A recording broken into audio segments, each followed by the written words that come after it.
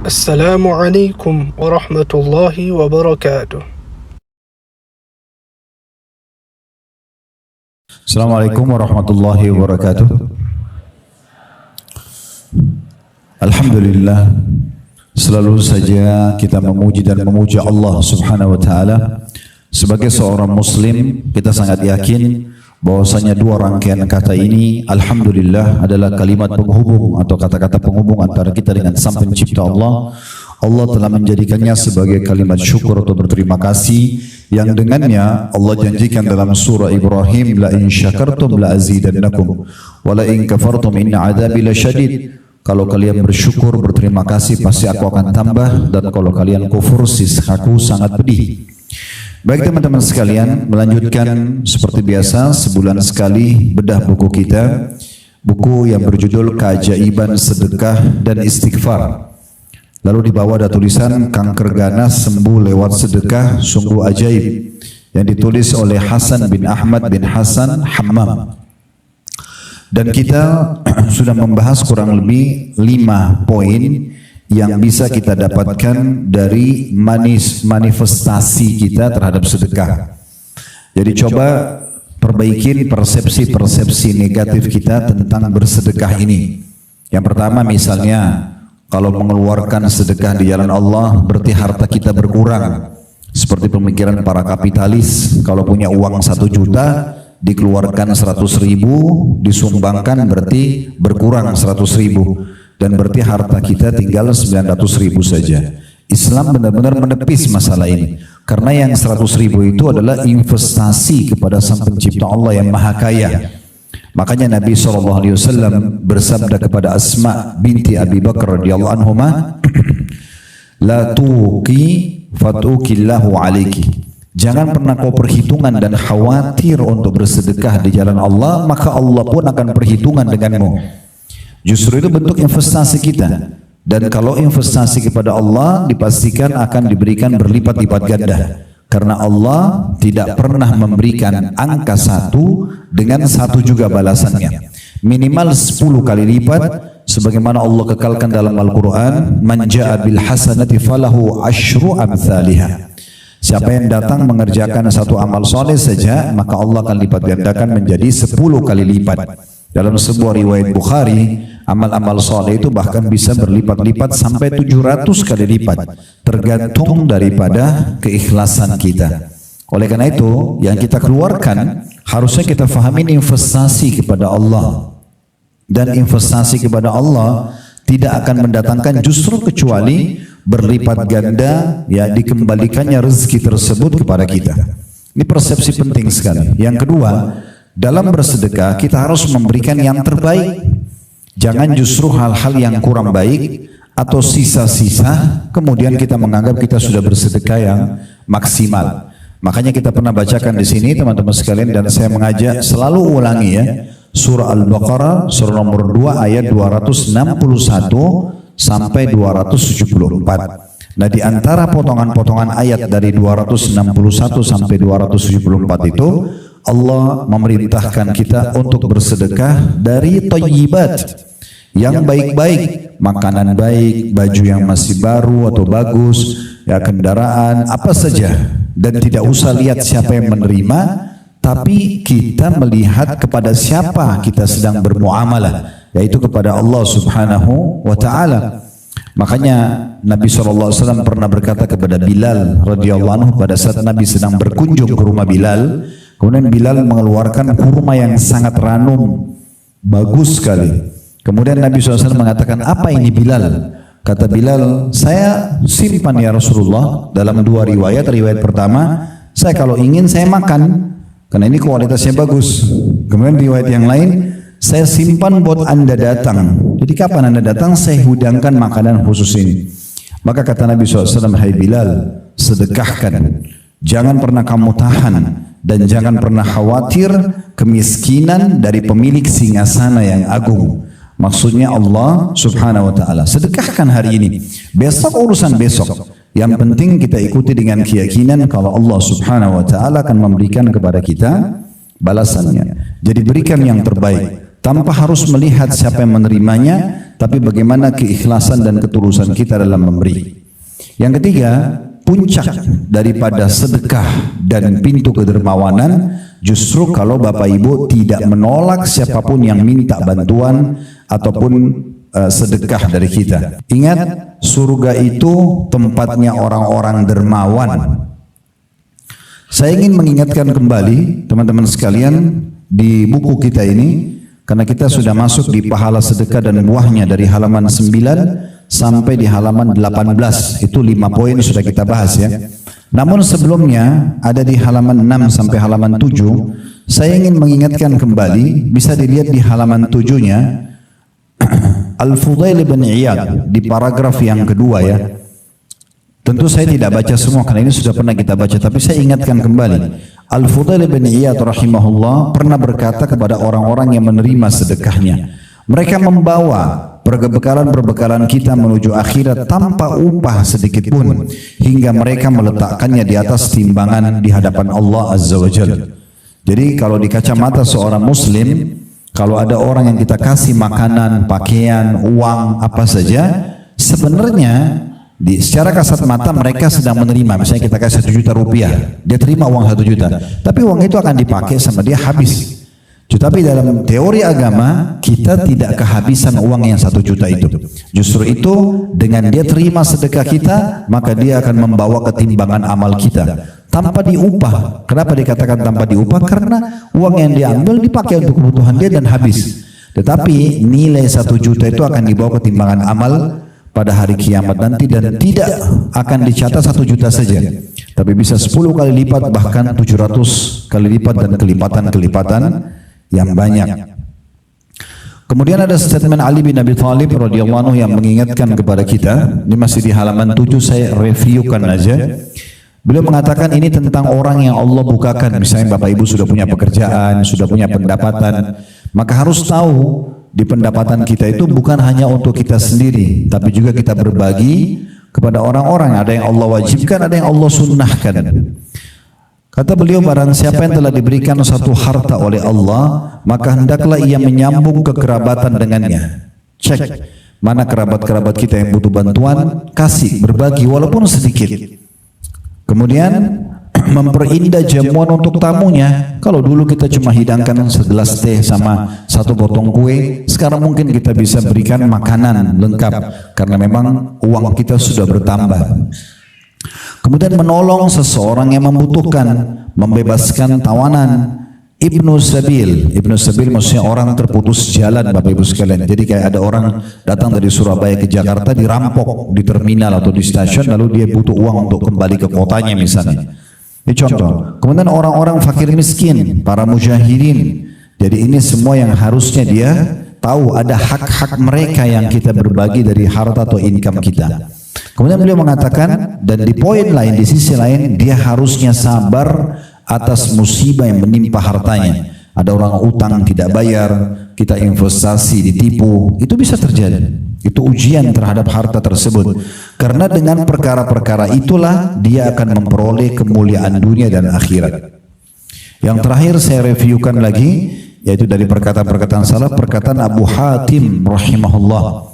Di akhir paragraf di halaman 7, bakhil itu, pelit adalah sebuah pohon di neraka, sedangkan ranting-rantingnya ada di dunia. Maka barang siapa yang bergelantungan pada salah satu dari ranting-ranting itu, niscaya ia akan menjerumuskannya ke dalam neraka. Sebagaimana kedermawanan itu adalah sebuah pohon di surga, di mana ranting-rantingnya berada di dunia. Dan barang siapa yang bergelantungan pada salah satu ranting-rantingnya itu, niscaya ia akan membawanya ke surga, dan surga itu adalah tempat orang-orang dermawan.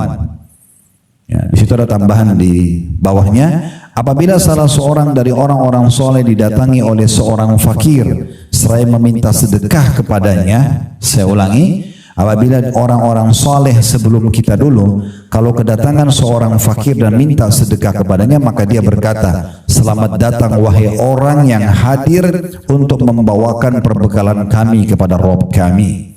Jadi memang mereka menganggap sedekah itu sebuah investasi yang sangat besar, bukan justru untuk dihindari, tapi bagaimana dia jadikan itu sebagai sebuah program hidupnya. Tidak ada hari tanpa sedekah.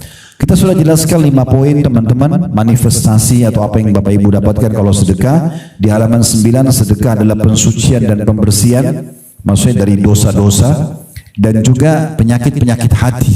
Makin sering kita sedekah, makin bersih hati kita. Karena kita mau berbagi dengan orang lain.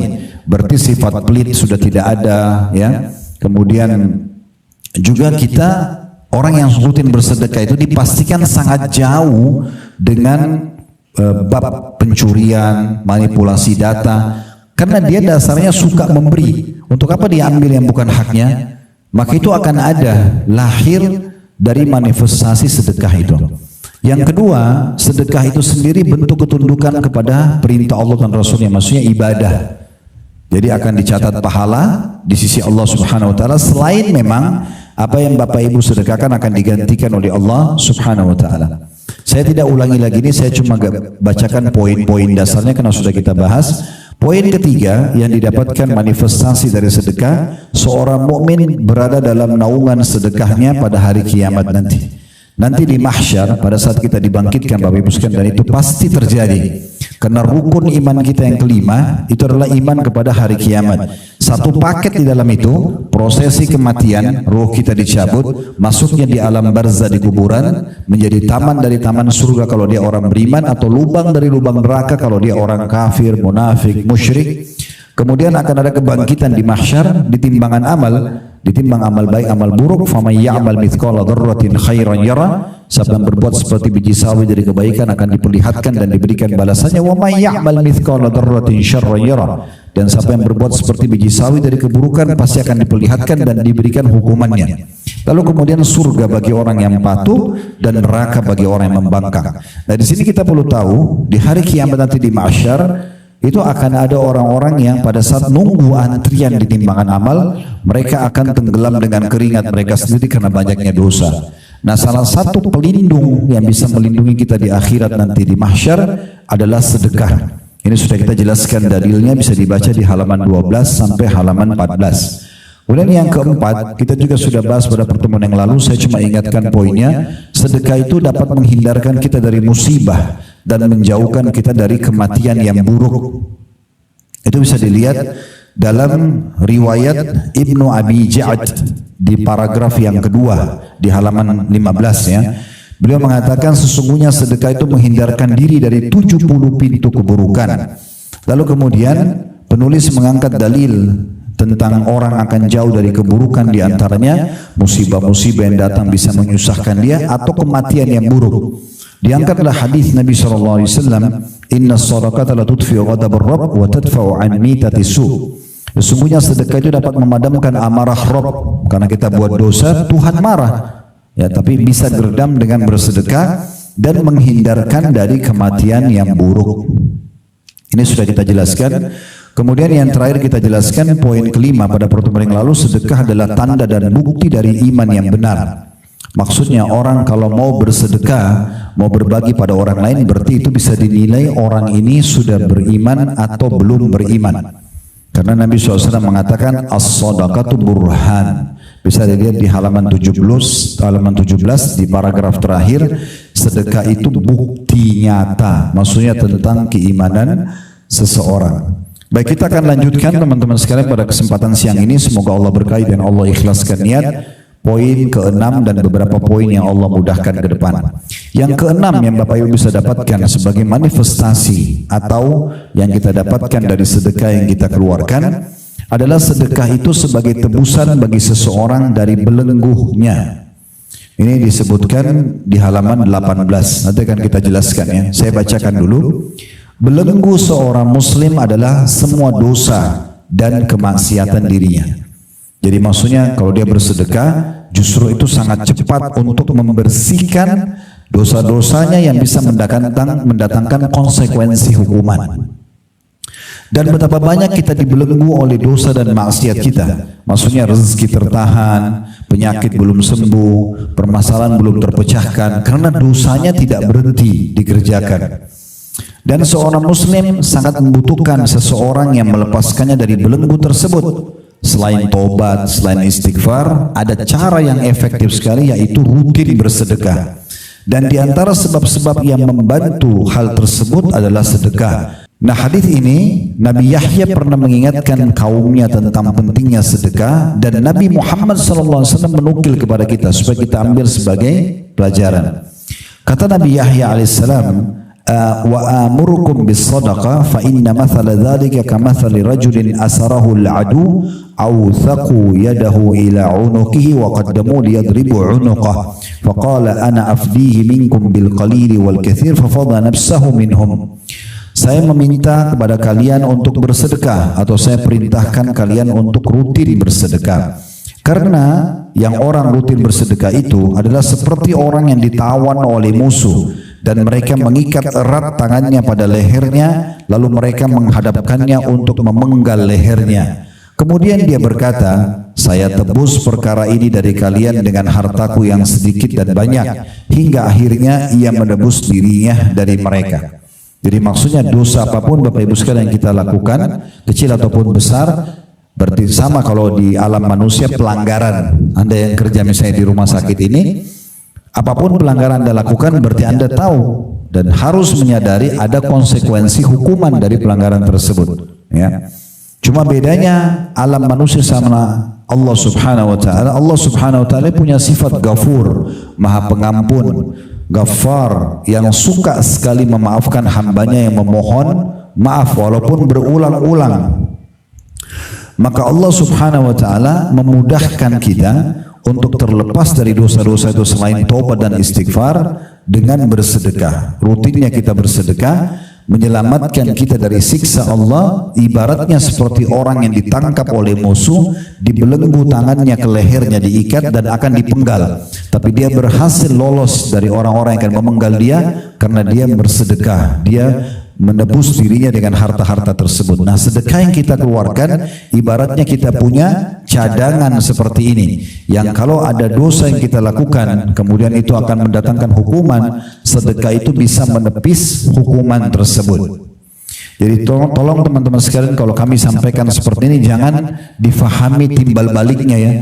Jangan Anda bilang, oh Ustadz bilang kita buat dosa, dosa itu bisa dimaafkan dengan sedekah. Udah saya buat dosa aja terus, nanti saya tepis dengan sedekah. Pertanyaannya adalah, apakah setelah buat dosa Bapak Ibu sempat sedekah? Mungkin pada saat lagi melakukan dosa itu meninggal. Belum tentu ya. Tapi fahami secara positif. Artinya rutinitas kita bersedekah, kalau ada dosa yang bisa mendatangkan hukuman, bisa dibatalkan hukuman tersebut karena sedekah kita.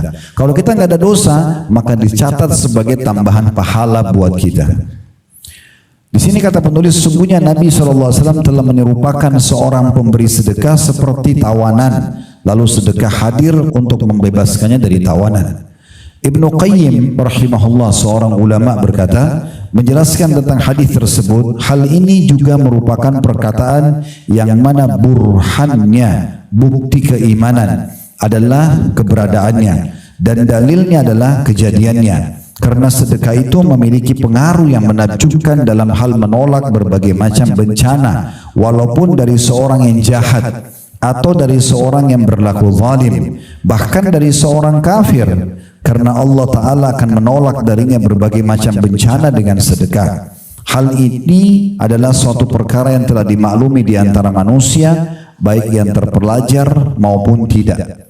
Maksudnya, kasus sedekah ini bisa menepis dari ujian, itu juga termasuk terjadi pada orang-orang kafir. Walaupun mereka kalau meninggal dalam keadaan kafir tidak bisa selamat dari neraka, tapi selama di dunia, kalau dia dermawan, maka akan memudahkan dia keluar dari banyak permasalahan-permasalahan hidupnya. Makanya sahabat Nabi Abdullah bin Abbas radhiyallahu anhu pernah berkata, kalau aku melihat ada doa-doaku belum diterima oleh Allah, belum aku terima hasilnya dari doa itu, atau ada perkaraku belum terpecahkan, maka aku sengaja keluar mencari sumber-sumber sedekah. Lalu aku bersedekah kayak orang miskin ya, diberikan, dibantu, atau orang yang membutuhkan, berharap agar dengan sedekah itu Allah berikan jalan keluarnya. Jadi seperti itu mereka memahami sedekah tadi. Poin ketujuh yang Bapak Ibu bisa dapatkan sebagai manifestasi daripada sedekah itu adalah Allah Subhanahu wa taala memberikan ganti kepada yang memberi sedekah. jaminan apapun yang Bapak Ibu keluarkan di jalan Allah, demi Allah pasti diganti. Tapi yang perlu kita garis bawahi, jangan Bapak Ibu patok balasan dan ganti dari Allah harus yang sama. Misalnya kita kasih makan kepada orang, kita juga dikasih makan. Kita kasih baju orang, kita juga dikasih baju. Kita kasih duit, kita juga akan dikasih duit. Enggak. Tapi kita masuk kepada hal yang lebih besar. Allah akan datangkan rezeki untuk kita. Dan rezeki ini mencakup semua yang dibutuhkan untuk roda kehidupan kita. Misalnya berfungsinya anggota tubuh kita dengan maksimal. Mungkin dengan Bapak Ibu memberikan sepotong roti kepada seorang yang miskin, Allah berikan Bapak Ibu kesehatan 1 tahun. Mungkin dengan sedekah di kotak amal masjid 10.000 rupiah, Allah berikan Anda keturunan, Allah berikan Anda kebahagiaan, tidak cekcok sama pasangan hidupnya beberapa waktu, ya. Misal itu contohnya. Jadi dia bisa mendatangkan banyak sekali manfaat-manfaat kepada kita. Allah Subhanahu wa taala berfirman, dan itu kekal dari 1400 tahun yang lalu sampai nanti menjelang hari kiamat, kalau semua yang disedekahkan di jalan Allah pasti diganti. Dalam surah Saba, surah nomor 34 ayat 39, ada di halaman 20 ya. Allah berfirman, Qul inna rabbi yabsutur rizqa liman yasha'u min ibadihi wa yaqdiru lah wa ma anfaqtum min syai'in fahuwa yukhlifu wa huwa khairur raziqin. Katakan hai Muhammad, sesungguhnya Tuhanku melapangkan rezeki bagi siapa yang dikehendakinya di antara hamba-hambanya dan menyempitkan bagi siapa yang dikehendakinya. Dan barang apa saja yang kamu nafkahi atau keluarkan di jalan Allah, sedekahkan, maka Allah akan menggantinya. Dan dialah sebaik-baik pemberi rezeki. Maksudnya makna penutupan ayat ini, tidak usah khawatir. Jangan bilang, oh saya sekarang berikan orang ini bantuan 1 juta, atau saya berikan makanan kesukaan saya, atau baju kesukaan saya, nanti saya dapat gantinya sama enggak sih? Enggak, enggak usah khawatir. Allah akan berikan lebih daripada itu, yang di luar daripada jangkauan dan pikiran kita. Makanya Allah bilang, dan ketahuilah dia sebaik-baik pemberi rezeki. Jadi bukan balasan dari orang yang kita bantu, tapi langsung dari pemilik alam semesta ini, Allah Subhanahu wa ta'ala. Kata penulis, ini adalah sebuah kabar dari Allah Subhanahu wa ta'ala kepada para pemberi sedekah dan pemberi nafkah, bahwa Allah akan menggantinya untuk mereka. Dan siapakah yang lebih benar perkataannya daripada Allah? Kalau Bapak Ibu kerja di satu perusahaan dan yakin di akhir bulan akan terima gajinya, sementara pemilik perusahaan tersebut atau pimpinan perusahaan itu manusia biasa, dia bisa curang. Anda begitu yakin akan terima gaji hanya karena dianggap dia orang baik atau dia jujur. Bagaimana dengan Allah Subhanahu wa ta'ala? Kenapa kita masih ragu dengan janji Allah? Padahal Allah mengatakan, wa man asdaqu minallahi qila. Siapakah yang lebih jujur dalam perkataan daripada Allah? Dan Allah juga mengatakan, innallaha la yukhliful mi'ad. Allah tidak akan pernah pungkiri janji-janjinya. Dalam sebuah hadis dari sahabat Abu Hurairah radhiyallahu anhu, beliau menyampaikan bahwasanya Nabi SAW bersabda, qala Allah tabaraka wa ta'ala, Allah yang maha berkah dan maha tinggi telah berfirman, ya bna Adam, anfik unfik alaik. Wahai anak Adam, berinfaklah, ya, keluarkan sedekah, jangan ragu, berikan yang terbaik, tepis semua bisikan syaitan yang membuat kita ragu untuk bersedekah. Niscaya kata Allah, aku akan memberi rezeki kepada kalian. Keluarkan, aku akan kasih. Jadi ini yang sering saya ulangi dari awal kita bedah buku ini. Kapitalis mengatakan menabung pangkal kaya, sementara Islam mengatakan sedekah, keluarkan pangkal kaya. Ini tidak akan pernah ketemu. Karena kalau kapitalis nabung, tidak mungkin mereka sedekah, bahkan mereka pelit. Tapi Islam mengatakan tidak, justru berikan, maka kau akan mendapatkan gantinya. Juga dalam hadis, tentu hadis yang tadi saya bacakan itu, wahai anak Adam, berinfaklah kata Allah, aku akan memberi rezeki kalian. Itu ada footnote nomor 1 di bawah. Kalau dilihat di halaman 20 ada tulisan kecil HR, itu ringkasan dari hadis riwayat. HR itu hadis riwayat Muslim nomor 993. Lalu penulis mengangkat hadis yang lain yang berbunyi dari Abu Hurairah juga radhiyallahu anhu bahwa Rasulullah sallallahu alaihi wasallam bersabda, "Ma min yawmin yusbihul ibadu fihi illa wa malakani yanzilan, fayaqulu ahaduhuma Allahumma ati munfikan khalafa wa yaqulu al-akharu Allahumma ati mumsikan talafa." Tidaklah suatu hari, kata bagi Nabi SAW, kayak hari ini kita lewat, ya, di mana seorang hamba memasuki paginya, melainkan pasti akan turun dua malaikat. Salah seorang dari malaikat itu berkata, "Ya Allah, berilah ganti dalam kurung rezeki kepada orang yang berinfak." Kemudian yang lain berkata, "Ya Allah, berikanlah kebinasaan kepada orang yang kikir."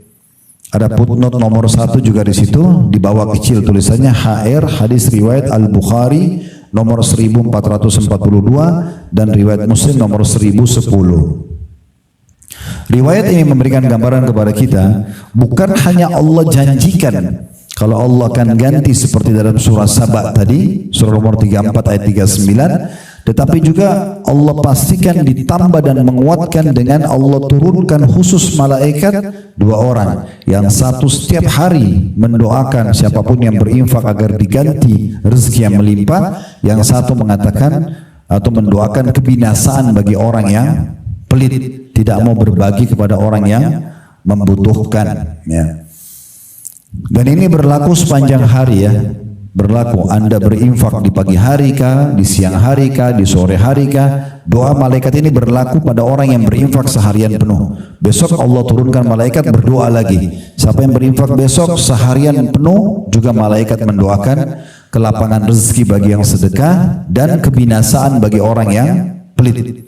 Nah, jadi hati-hati, pelit itu bagian daripada dosa besar. Jadi bagaimana kita menepis bisikan syaitan itu dengan menanamkan keyakinan dalam hati kita kalau Allah yang perintahkan, Raja dan Pencipta dan Pemilik alam semesta ini yang maha kaya, tidak akan pernah habis, ya, kemahakayaannya, ya, atau kepemilikannya, itu yang telah memerintahkan kita untuk sedekah. Maka nggak usah khawatir. Imam An-Nawawi rahimahullah berkata, seraya menanggapi hadis di atas, para ulama berkata, infak tersebut adalah dalam ketaatan, akhlak-akhlak yang terpuji untuk keluarga dan tamu, sedekah-sedekah dan sebagainya yang tidak tercela dan tidak berlebihan. Sedangkan menahan dari infak yang tercela adalah menahan dari hal-hal tersebut. Maksudnya, sudah kita bahas tadi panjang lebar tentang keutamaan sedekah, tapi ingat ada batasannya. Sedekah yang kita keluarkan untuk kebaikan. Jadi tidak masuk dalam masalah ini kalau misalnya ada orang traktir temannya untuk berzina. Dia sama-sama ke hotel, dia bilang sama temannya, saya bayarin buat kamu kamar hotelnya, naudzubillah pelacurnya. Ini bukan infak yang dimasukkan. Harus infak itu pada ketaatan, untuk masjid, rumah anak yatim, bantu keluarga susah, bayarin utang orang, bayarin listriknya masjid, atau apalah yang baik-baik. Nah itu saja yang masuk dalam bahasan ini tentunya. Ada satu statement yang menarik dari Ibnu Hajar rahimahullah. Lihat paragraf setelahnya di halaman 21. Tentang pernyataan Nabi SAW, doa malaikat, ya Allah berikanlah kebinasaan kepada orang yang kikir. Kan tadi dua malaikat, yang satu doa itu supaya lapangkan rezeki dan gantikan orang yang berinfak, yang satu mengatakan binasakan orang yang pelit. Ibnu Hajar mengatakan yang dimaksud dengan doa malaikat ini, binasakanlah orang yang pelit, adalah berdoa untuk kehancuran mengandung dua makna. Makna hancurnya harta itu sendiri yang dimiliki oleh orang pelit, dan hancurnya jiwa orang tersebut, rusak jiwanya. Kalau orang suka pelit, rusak jiwanya. Kita akan temukan hilang cahaya keimanan dari wajahnya, ya, hatinya jadi keras karena selalu pelit. Dan umumnya orang yang pelit itu emosional. Tapi kalau orang yang dermawan itu tidak emosi, karena dasarnya hatinya sudah bersih, suka memberi. Dia mau marah kenapa?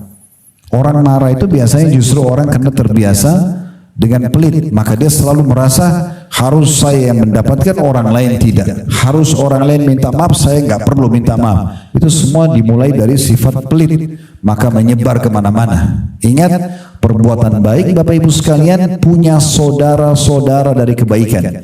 Bapak Ibu jujur, akan datang itu amanah, akan datang tanggung jawab, itu sepupunya semuanya. Dan kalau orang terbiasa membuka pintu bohong, akan datang khianat, akan datang ingkar janji. Itu sudah satu paket. Anda biasa bergaul dan bergerak di masjid, sholat di masjid, ikut majelis ta'lim, pasti lingkungan Anda orang-orang seperti itu juga. Kalau kita ke diskotik, ke bar, judi, maka lingkungan kita juga seperti itu. Ini ke surga, ini ke neraka. Itu sudah jelas. Maka kalau kita buka pintu kedermawanan ini, akan terbuka banyak pintu kebaikan yang lain. Ya, tadi saya bilang kalau kita jujur akan keluar amanah, akan keluar tanggung jawab, ya, akan keluar kedermawanan dan seterusnya. Kemudian selanjutnya kata penulis, malaikat tersebut berdoa agar orang yang kikir ditimpa keburukan dengan kebinasaan dirinya. Na'udzubillah, kata beliau. Dan betapa banyak di antara kita yang menjerumuskan dirinya ke dalam mara bahaya bagi tubuh dan jiwanya. Hal ini terkadang disebabkan oleh kebakhilan dirinya dan ketidakmauan dirinya untuk bersedekah. Ketahuilah bahwa doa malaikat itu tidaklah akan berlaku begitu saja, maka hati-hatilah. Berlalu begitu saja, maka berhati-hatilah. Maksudnya kalau hari ini kita lolos, kita sedekah, jangan sampai besok syaitan bisikin lalu muncul sifat pelit-pelit kita besok. Berarti kemarin kita lolos dari doa malaikat kehancuran, besok kita bisa kena kalau kita pelit.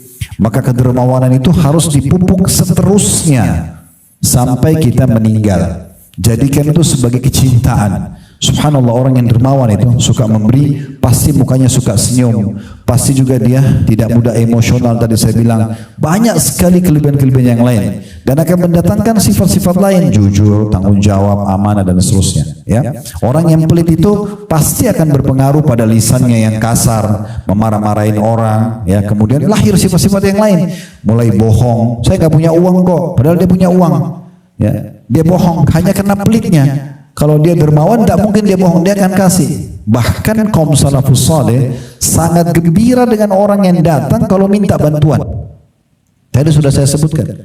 Sebagian salaf itu tadi di halaman berapa? 8 atau 9 tadi saya bacakan. Mereka kalau kedatangan orang yang minta sedekah, mereka bilang selamat datang sambil senyum. Orang-orang yang akan membawa amal-amal kami ketimbangan amal kami tanpa upah sedikit pun. Tinggal 2 poin manifestasi yang dituliskan oleh penulis apa yang Bapak Ibu dapatkan kalau kita bersedekah. Yang ke-8, pahala sedekah tidaklah terputus di saat itu saja ya, dari pemberinya, tapi akan berlanjut ya setelah kematian.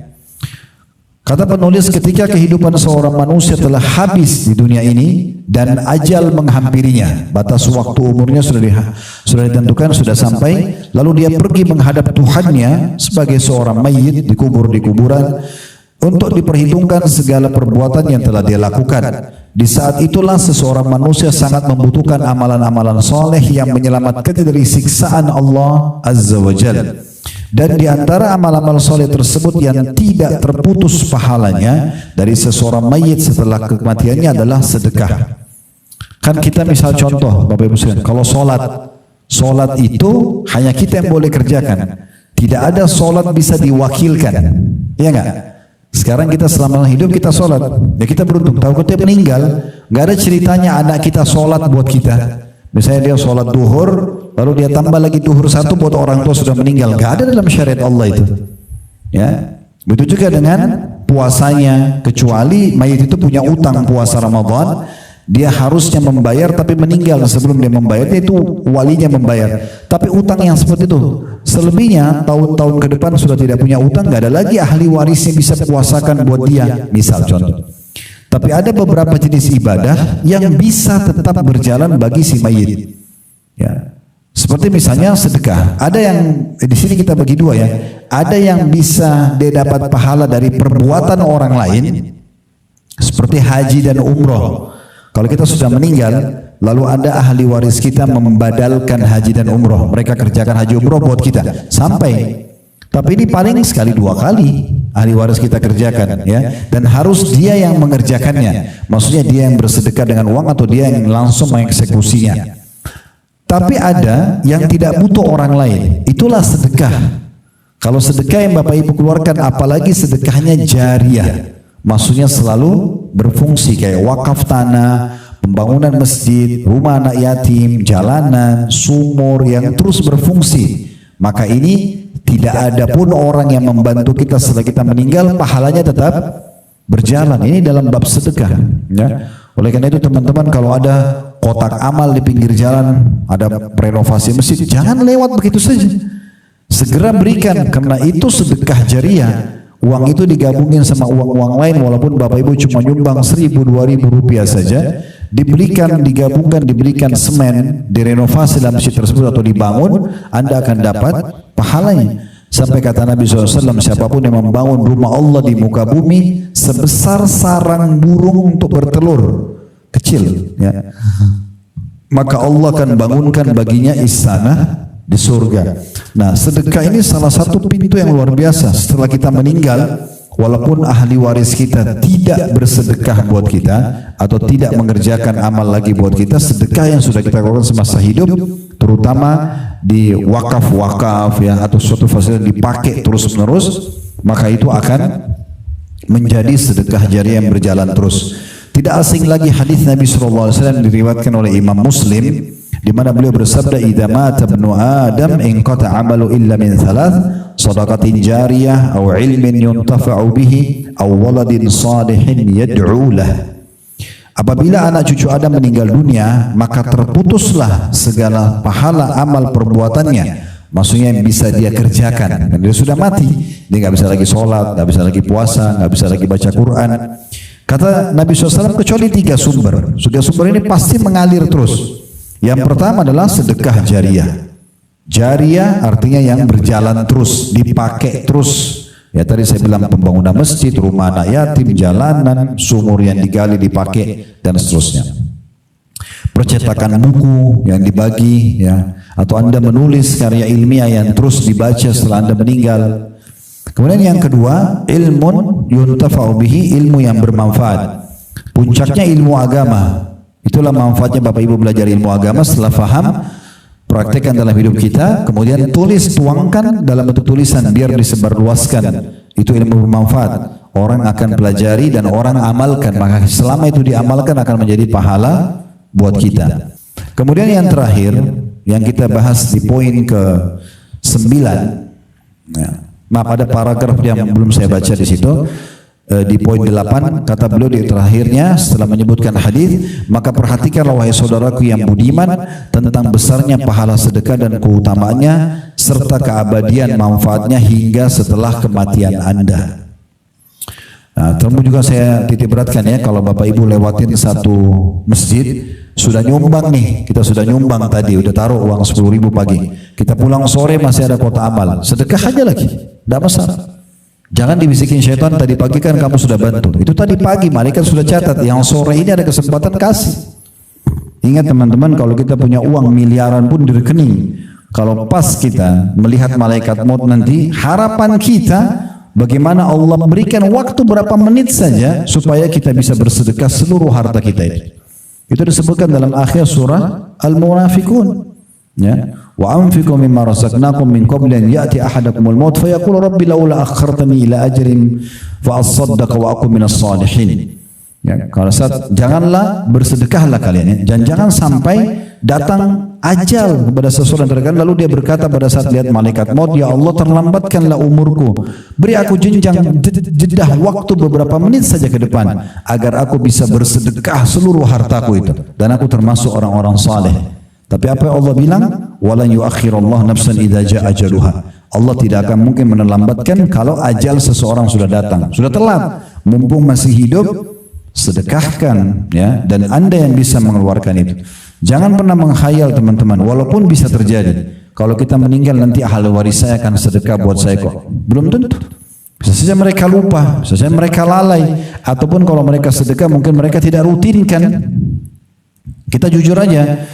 Setiap orang dari kita yang hadir di sini, apakah dia setiap hari bisa sedekah buat orang tuanya yang sudah meninggal? Belum tentu. Mungkin dia sedekah di saat dia ingat. Maka kenapa kita tidak bersedekah semasa kita hidup untuk diri kita sendiri, yang kita bisa meraih pahalanya nanti?